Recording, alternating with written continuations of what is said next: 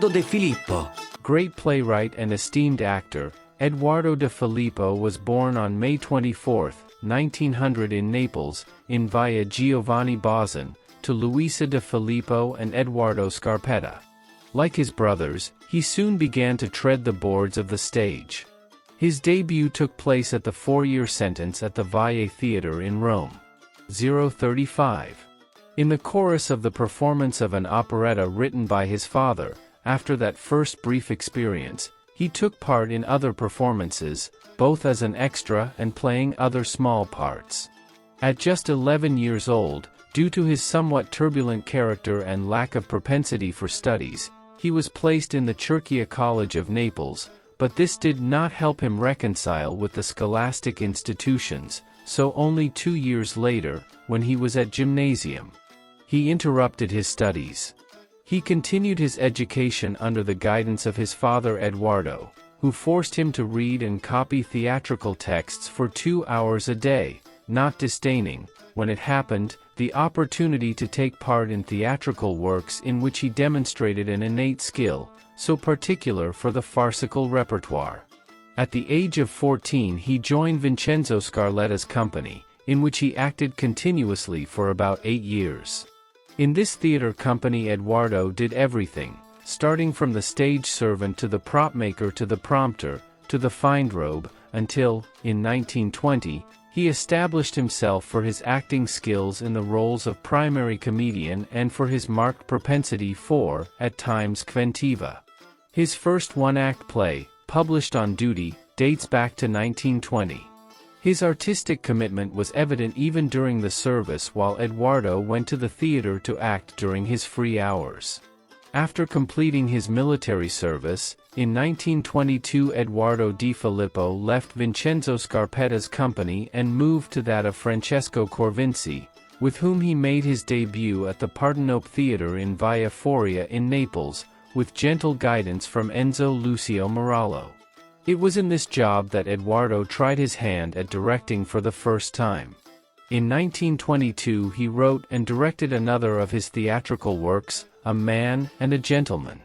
Having left Francesco Corvinzi's company, he returned to Vincenzo Scarletta's company, in which he remained until 1930. In this period he met and married Dorothy Pennington, an American on holiday in Italy, and also acted in other companies such as Michele Galdieri and Karen Falcone. In 1929, under the pseudonym Trichet, he wrote the Atto Unico Sic The Magic Artificer.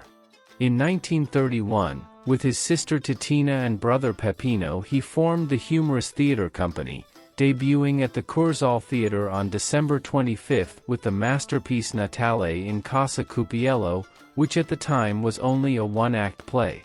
In the 2-year period 1943 to 1944 the De Filippo brothers entered the Republican scene.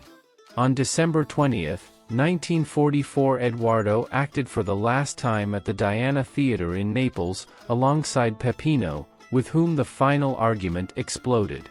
So he founded the new theatre company, which was simply called Eduardo's Theatre.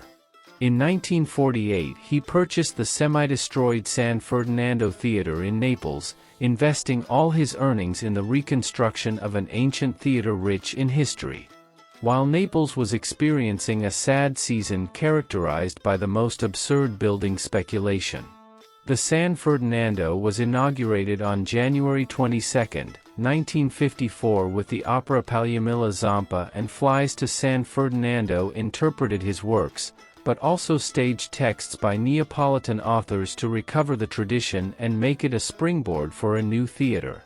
Among the most significant works of this period, Napoli Millionaria, 1945, These Ghosts deserve special mention. And Filumena Martirano, both from 1946. On the beak. You see it. Here you are right up there. No, here do you want to look at me at the spout of the coffee maker? No, for goodness sake, yes, I don't get angry. Let me say, I have an active spirit. You made a joke, you say no, I was saying about the beak, it's true, I put this paper cup there and it seems like nothing to me, this cup. But it also has its function. And already because the dense smoke of the first coffee and then the heavier one does not disperse, on the contrary it remains inside and perfumes the whole environment, prepares it to receive the substance, the coffee my family 1953, Benimio and Cor Mio 1956. Depretor Vincenzo 1957, Saturday, Sunday and Monday 1959, written specifically for the actress pupil of May in the role of the protagonist of 1973 and The Exams Never End. Successfully staged for the first time in Rome, this comedy allowed him to win the Pirandello Prize for Theatre the following year.